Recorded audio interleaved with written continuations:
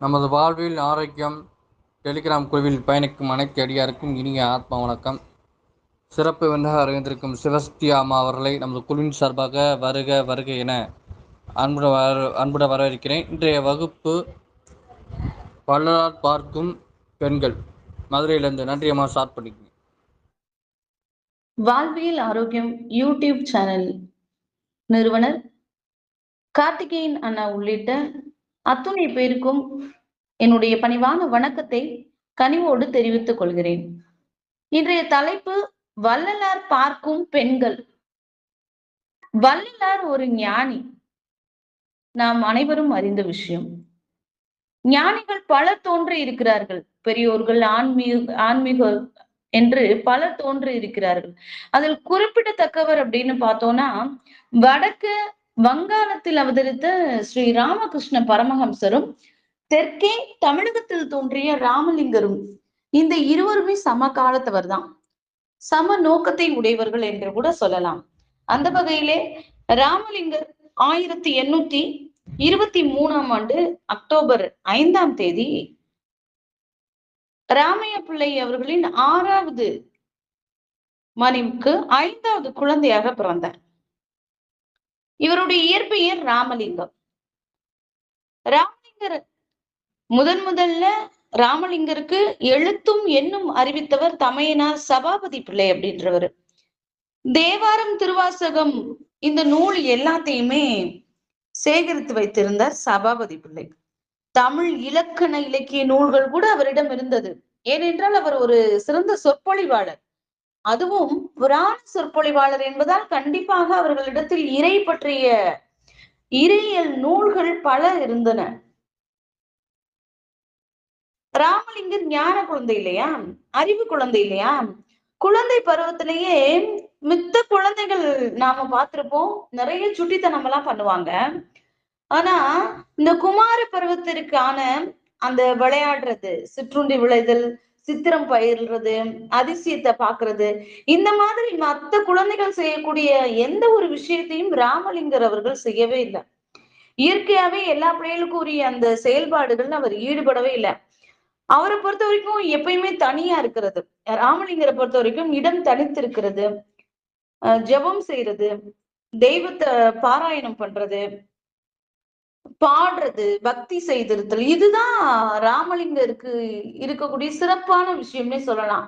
ஏன்னா அவருக்கு குழந்தையில இருந்தே அந்த இறை மீது ஒரு நாட்டம் இருந்தது. அந்த மாதிரியான நற்செயல்கள்ல அவருடைய பாதையானது சென்றது. அதே போன்று ராமலிங்கர் 2 விதமா கல்வியை கற்றார். ஒன்று நூற்கல்வி, மற்றொன்று அனுபவ கல்வி. ராமலிங்கரோட குருவா அப்படின்னு பாத்தீங்கன்னா திருஞான சம்பந்தர் ஒருவரையே தன்னோட குருவா ஏத்துக்கிட்டாரு. திருஞான சம்பந்தர் தாம் இருந்த இடத்தை இருந்தவாறே உள்ளதை உள்ளவாறு தனக்கு கற்பித்ததாக அவர் சொல்லுவார். முன்புறு நிலையும் பின்புறு நிலையும் அன்புறு நிலையால் திருநெறி தமிழ் கொண்டு ஐம்புலன் நீக்கியவர் அப்படின்னு சம்பந்தரை ராமலிங்க வள்ளலார் போற்றி இருக்கிறார். எப்பவுமே பார்த்தோம் அப்படின்னா சில குழந்தைகளை பார்த்தோம்னா ரொம்ப அறிவா, ஞானமாம், சிறு வயதிலேயே வெளிப்பட்டு விடும். அப்படி ஞான குழந்தைகள் பின்னாட்கள்ல மிகப்பெரிய ஒரு சொற்பொழிவாளரா, ஆன்மீகவாதியாக, இது மாதிரியான விஷயங்கள்ல நாட்டம் கொண்டு ஒரு மிகப்பெரிய அளவுல சாதித்தும் காட்டி இருக்கிறாங்க. சமீபத்துல கூட பாத்தீங்க அப்படின்னா ஒரு குழந்தை கணினியில பல அற்புதங்களை சாதிச்சு காட்டுச்சு அப்படின்னு நாம பார்த்திருக்கோம். அதே போல ராமலிங்க வள்ளலார் பெண்ணாசை வெறுத்தவர்.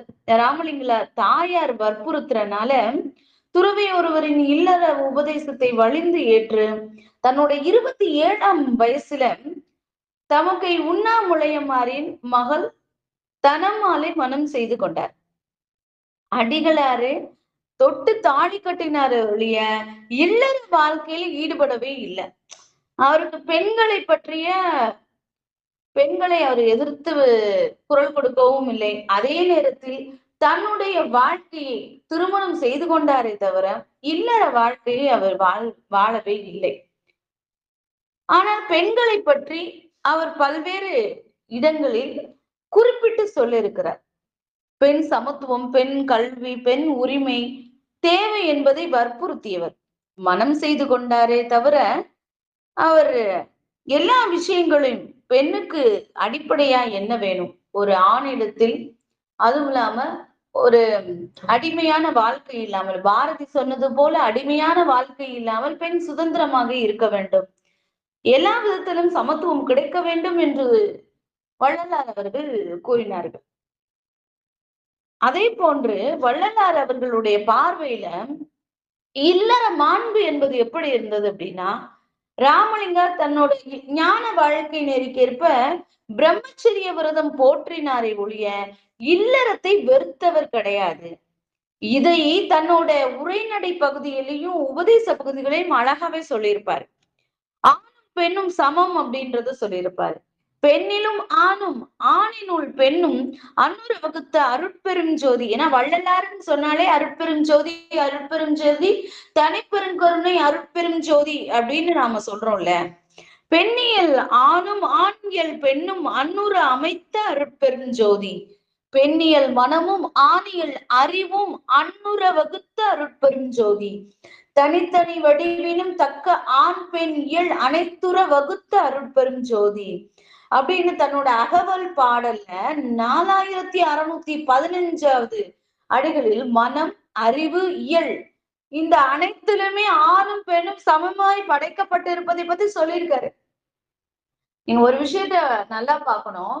பாரதியாரும் சரி, முதல்ல பெண்ணுக்கு குரல் கொடுத்தவர் பாரதியார் தான்.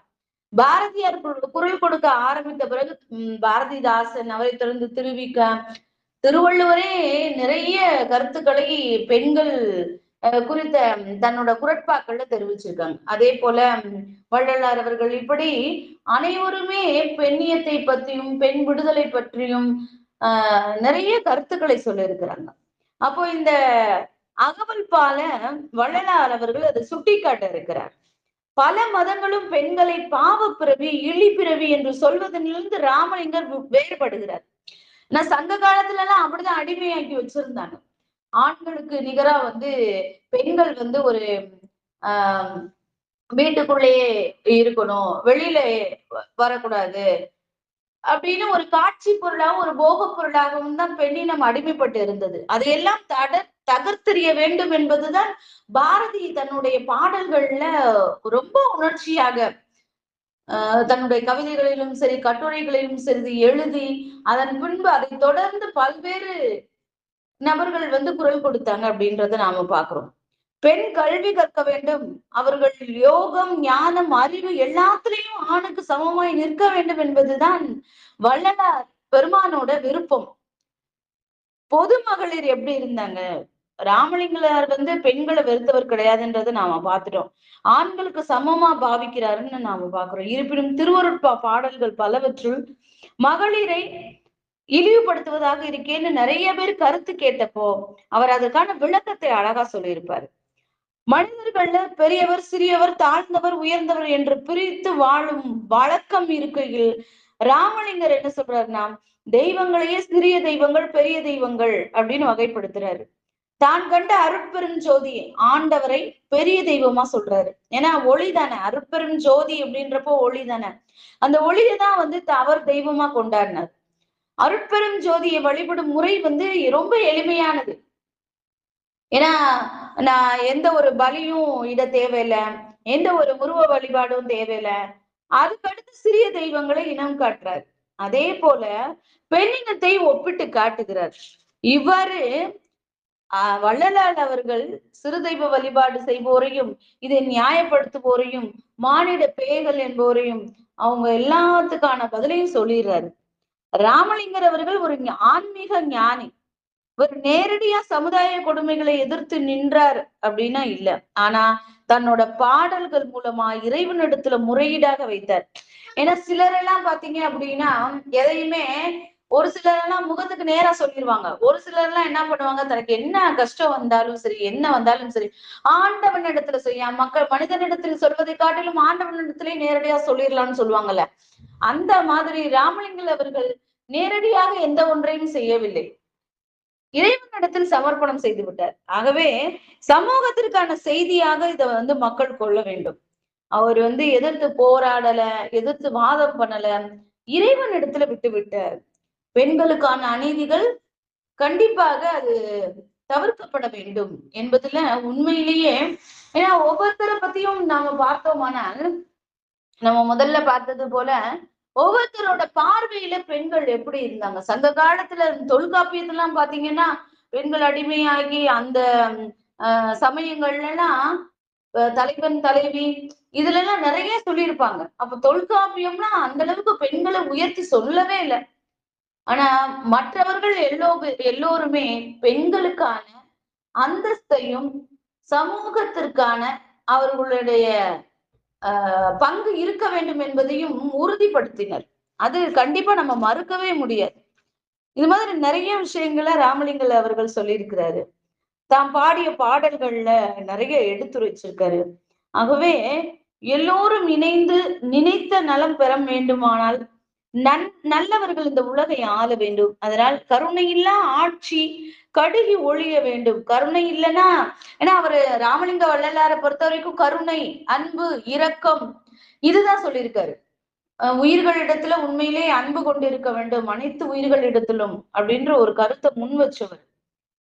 வள்ளலாரை பின்பற்றினவங்க பாத்தீங்க அப்படின்னா உண்மையிலே அவங்களோட வாழ்க்கையில எப்படி நம்ம ஒளிய ஏற்றுக்கொண்டு இருக்கிறோமோ அவர்களுடைய வாழ்க்கை பிரகாசமாக இருக்கும். அதனாலதான் அருட்பெரும் ஜோதின்னு சொல்லிட்டாரு அவரு. உலகமே சன்மார்க்க பொதுவடைதல் வேண்டும் என்பதுதான் வள்ளலாரோட விளைவு. அவருடைய பார்வையில் பெண்களுக்கு அதிக முக்கியத்துவம் கொடுத்து பெண்களை உயர்வாகவும் அதே நேரத்தில் பெண்களுக்கான விஷயங்களுக்கு விடுதலை பெற வேண்டும் என்பதற்கு முனைப்போடும் இருந்தவர்களில் ராமலிங்க வள்ளலார் பெருமான் அவர்களும் ஒருவர் என்பதில் மகிழ்ச்சி. இந்த அற்புதமான வாய்ப்பை நல்கிய சிவகார்த்திகேயன் அண்ணா உள்ளிட்ட அனைவருக்கும் நன்றி பாராட்டி என் உரையை நிறைவு செய்கிறேன். நன்றி, வணக்கம்.